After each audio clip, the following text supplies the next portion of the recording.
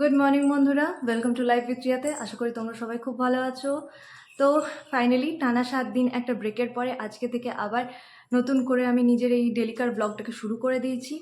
তো 7 দিন ধরে আমার এরকম একটা চ্যানেলের অবস্থা কেন হয়েছিল, কেন ভালো করে ওই ব্লগের ভিডিওগুলোকে আমি আপলোড করতে পারছিলাম না, সমস্ত কিছুই আজকে এই ভিডিওটাতে তোমাদের সাথে আমি শেয়ার করব। আর যারা নতুন ইউটিউব খোলার চেষ্টা করছো বা যারা যারা নতুন নতুন ইউটিউব খুলেছো তাদেরও এরকম হয়তো প্রবলেম আসতেই পারে। তো যাই হোক, আজকের এই ভিডিওটা তোমরা দেখতে থাকো, তোমাদের জন্য খুবই হেল্পফুল একটা ভিডিও নিয়ে এসেছি।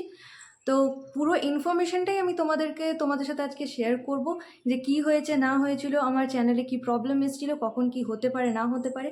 তো সমস্ত কিছুই আজকে তোমাদের সাথে আমি শেয়ার করব। আর সাথে থাকবে কাঁঠালের একটা রেসিপি। যারা কাঁঠাল খেতে খুব ভালোবাসো কিন্তু করতে একটু ঝামেলার ব্যাপার লাগে, তাদের জন্য আজকে খুব একটা সিম্পলভাবে একটা রান্না করব, কিন্তু খেতে খুব সুন্দর লাগবে তোমাদের। তো আশা করি তোমাদের আজকের এই ভিডিওটাকে ভালো লাগবে। তো চলো দেরি না করে আজকে দিনটাকে শুরু করলাম। এখানে কাঁঠালের তরকারি বানানোর জন্য প্রথমে আমি কাঁঠাল কাটতে বসলাম, যার জন্য হাতে আর বটির গায়ে প্রথমে আমি সামান্য পরিমাণ সর্ষের তেল নিয়ে ভালো করে লাগিয়ে দেবো। কাঁঠাল কাটার সময় তার একটা কষ বেরোয়, তো সেই আঠাটা বা কষটা আমাদের হাতে আর বটিতে না লেগে যায়, যার জন্য আমি সর্ষের তেল নিয়ে হাতে আর বটিতে ভালো করে লাগিয়ে দিলাম। এরপর এরকমভাবে আমি কাঁঠালটাকে কেটে নেব। এখানে আমি এরকম বড় বড় দুটো স্লাইস কেটে নেব। বড় স্লাইসগুলোকেও এবারে মাঝ বরাবর কেটে দেবো, অর্ধেক অর্ধেক করে দেবো। তারপর এর যে ছালটা আছে সেটাও ছাড়িয়ে নেব। এখানে আমি বটি আর ছুরি দুটোই ব্যবহার করে দেখাবো। তোমাদের যাদের যেটা সুবিধা হবে, যাদের বটিতে কেটে অভ্যাস তারা বটিতে কাটবে, আর যাদের মনে হয় না ছুরিতে সুবিধা হয় তারা ছুরিতেই ব্যবহার করবে। তবে আমার কিন্তু ছুরিতেই বেশি সুবিধা লাগে। যাই হোক, এখন এরকমভাবে মাঝ বরাবর কেটে নিয়ে মাঝখানের যে অংশটা থাকে সেই অংশটাকেও আমি কেটে নিলাম। আর তারপর এই যে কোয়াগুলো সেগুলো এরকম অর্ধেক অর্ধেক করে ছাড়িয়ে নিলাম। এরপরে এই একটা সুতোর মতো জিনিস আসে, সেই সুতো সুতো জিনিসগুলোকেও ভালো করে ছাড়িয়ে নিতে হবে। তার ভেতরে একটা বেশ মসৃণ একটা অংশ থাকে, সেই অংশটাকে নিয়ে নেব। সাথে বীজটাও মাঝ বরাবর কেটে নিয়ে তার পাশে থাকা যে স্কিনটা থাকে সেই স্কিনটাকে ছাড়িয়ে নিয়ে ওই বীজটাকেও আমি নিয়ে নেব। এই দেখো দেখো এখানে যে এই রোয়া রোয়া মতো জিনিসটা আছে, এই অংশটা কিন্তু আমি ফেলে দেবো। এই অংশটা আমরা কিন্তু নেব না, এটা ফেলে দেবো। এরপর মাঝ বরাবর এরকম করে কেটে দেবো। মাঝখানে দেখবেন ভেতরে একটা মসৃণ একটা অংশ বের হবে, সেই মসৃণ অংশটাই আমরা নিয়ে নেব। এরপর এই মাঝ বরাবর কেটে নিয়ে এই ভেতরে বীজের অংশটা দেখতে পাচ্ছেন, এই বীজটা আমরা বের করে নেব। আর বাইরের যে মসৃণ অংশটা এইটা আমরা নিয়ে নিলাম। এরপর বীজের উপরে একটা খোসা থাকে, সেই খোসাটাকেও আমরা ভালো করে ছাড়িয়ে নেব। খোসাটাকে ভালো করে ছাড়ানো হয়ে গেলে ভেতরের যে বীজটা থাকে সেই বীজটা আমরা নিয়ে নেব আর খোসাটা ফেলে দেব। দেখো এবার এটা আমরা নিয়ে নেব। এরকমভাবে বাকিগুলো আমি কেটে নেব। দেখো এখানে আমি আবার ছুরির ব্যবহার করেছি, ছুরিটা ব্যবহার করে দেখিয়ে দেবো। ছুরিতে আরও খুব সহজভাবেই কাটা যায়, আমি কাটতে পারি, তার জন্য আমার এটা খুব সহজ লাগে। কাঁঠালের তরকারি বানানো খুব একটা কষ্টের ব্যাপার নয়, তবে হ্যাঁ, এই ছাড়ানোটাই কিন্তু হলো মেন কাজ। এইটা ছাড়ানোটাতে অনেক সময় লেগে যায়।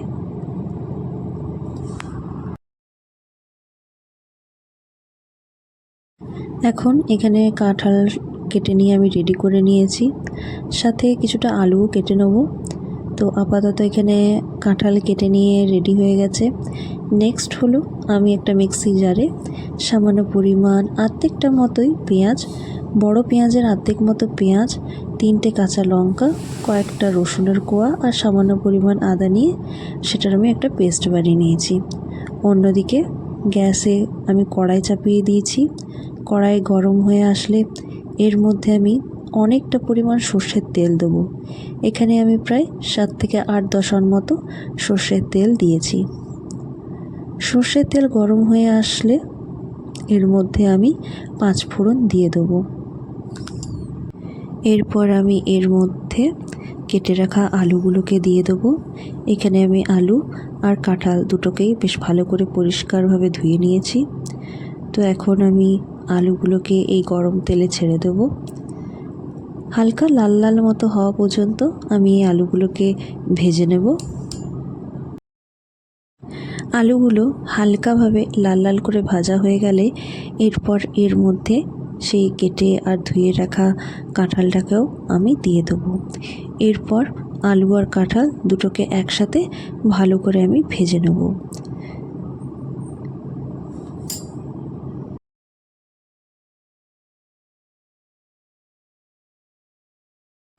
আলু আর কাঁঠাল ভালো করে ভাজা ভাজা হয়ে এলে এরপর আমি এর মধ্যে বেটে রাখা পেঁয়াজ, কাঁচা লঙ্কা, আদা, রসুনের সেই মিশ্রণটা আমি এর মধ্যে ঢেলে দেবো। তারপর কাঁঠাল আর আলু সহিত সেই মশলাটাকে ভালো করে আমি কষতে থাকবো। মশলা সহিত আলু আর কাঁঠালটাকে ততক্ষণ ভাজতে হবে যতক্ষণ না মশলা থেকে আদা, পেঁয়াজ, রসুনের কাঁচা কাঁচা গন্ধটা চলে যায়। ততক্ষণ পর্যন্ত এই মশলাটাকে ভালো করে ভেজে যেতে হবে। মশলা সহিত কাঁঠাল আর আলু ভালো করে ভাজা হয়ে গেলে এরপর আমি একে একে লবণ দিয়ে দেবো। তো এখানে আমি 1 চামচ মতো লবণ দিয়ে দিলাম। এরপর সামান্য পরিমাণ হলুদ গুঁড়ো দিয়ে দিলাম। তারপর 2 চামচ মতো ধনে গুঁড়ো ও জিরে গুঁড়ো এর মধ্যে দিয়ে দিলাম।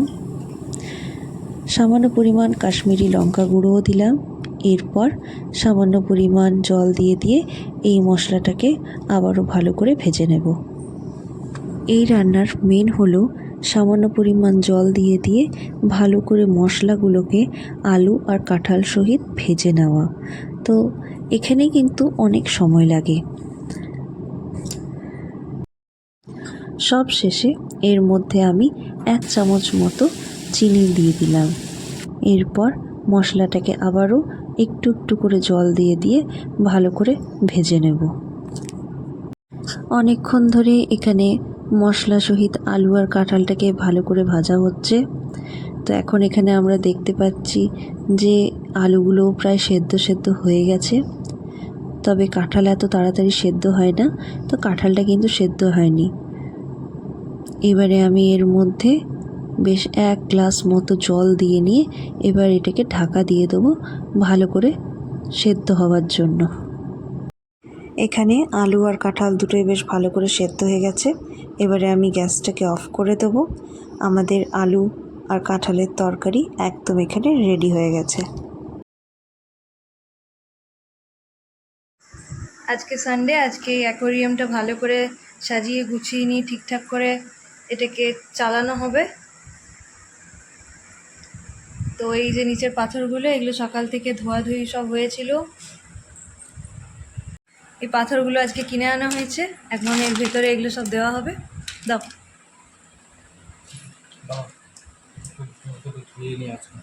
পাথরগুলো ধুবে।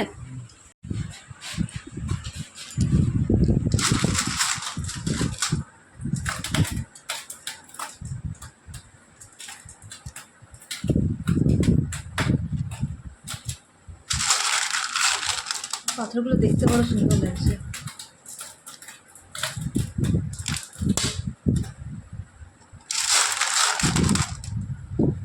ওরা কি এখান থেকে বলেছে যে ধুয়ে নিতে?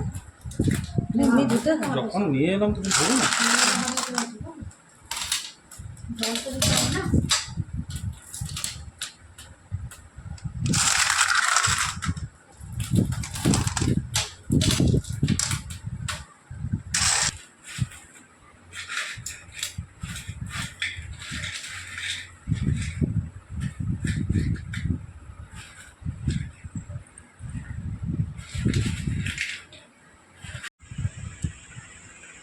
এই ছোট ছোট গাছগুলো এর ভেতরে দিয়ে দেওয়া হয়েছে, খুব সুন্দর লাগছে এখনই।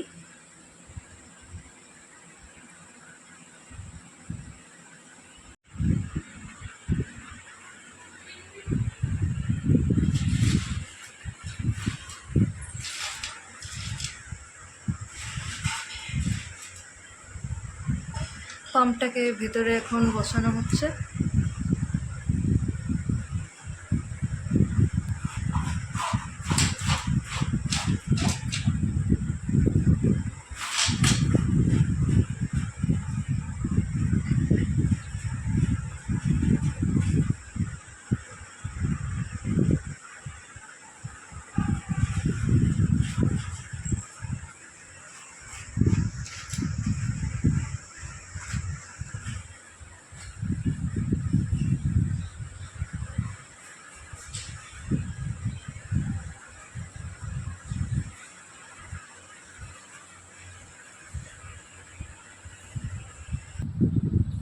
উপর থেকে এবারে জল দিচ্ছে।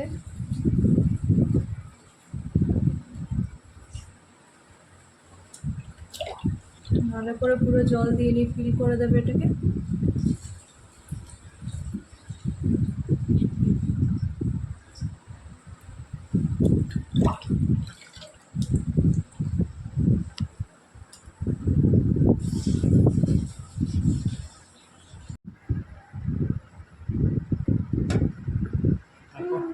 পুরো অ্যাকোয়ারিয়ামে এখন জলটা এই ব্লু দাগ পর্যন্ত ফিল করে দেওয়া হয়েছে।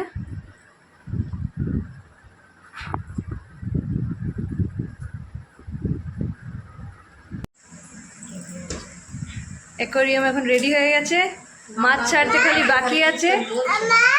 বলো মা। হ্যাঁ এবার মাছ ছাড়বে তো বাবা। আর সকাল থেকে অনেক খাটাখাটনি করার পর ফাইনালি এটা এখন রেডি হয়েছে।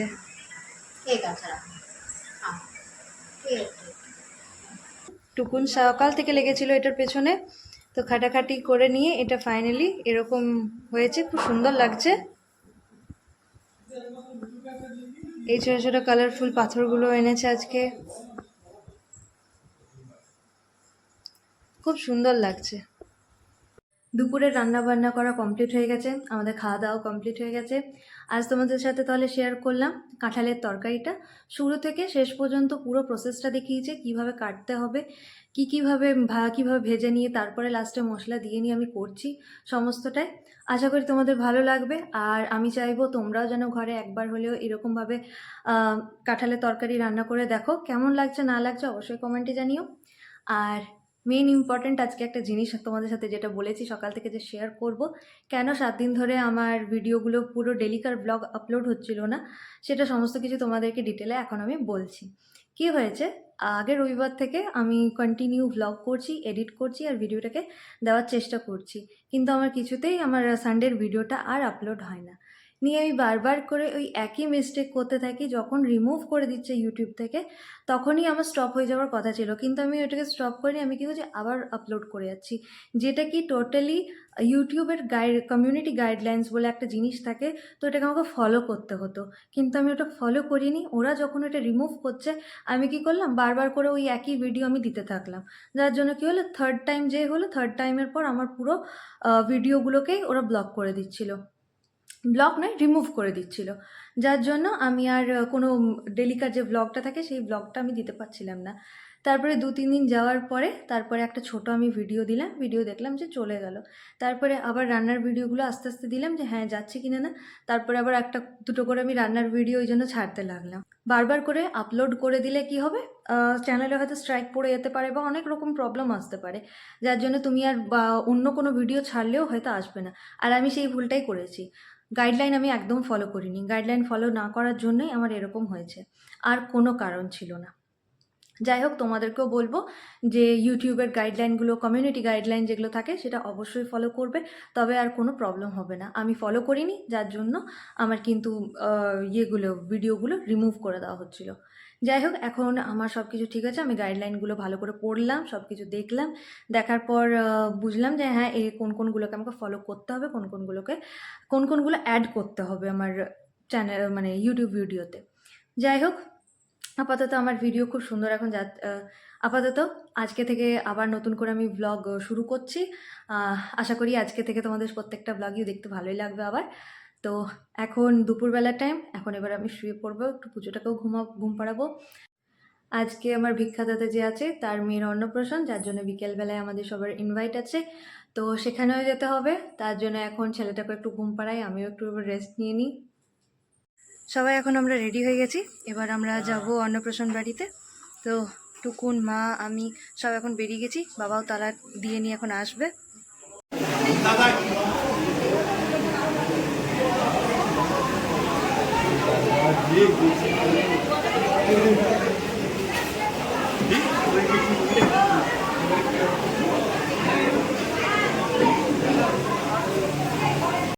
রাতে খাওয়া দাওয়া করে এখন আমরা সবাই চলে এসেছি। সাংঘাতিক গরম, তবে ওখানে ফুল এসি ছিল, যার জন্য আমাদের কোনো অসুবিধা হয়নি। তো যাই হোক, খুবই ভালো একটা ব্যবস্থা ছিল, খাওয়া দাওয়া দারুণ হয়েছে। আর এখন আমরা সব বাড়ি চলে এসেছি। এবারে আমি সব কিছু নিজের এগুলো সব ড্রেসগুলো সব চেঞ্জ করব। এবারে আমরা সবাই ঘর দুয়ার একদম মেসআপ হয়ে আছে, ওগুলোকেও ঠিক করব, আর তারপর আমরা সব শুয়ে পড়বো। আজকের এই ভিডিওটা যদি ভালো লেগে থাকে তো প্লিজ লাইক, শেয়ার, সাবস্ক্রাইব করে দিও। আর এরকম ভিডিও পাওয়ার জন্য সাবস্ক্রাইবের পাশে থাকা বেল আইকনটি অবশ্যই টিপে দিও। আজকের মতো গুড নাইট, বাই বাই।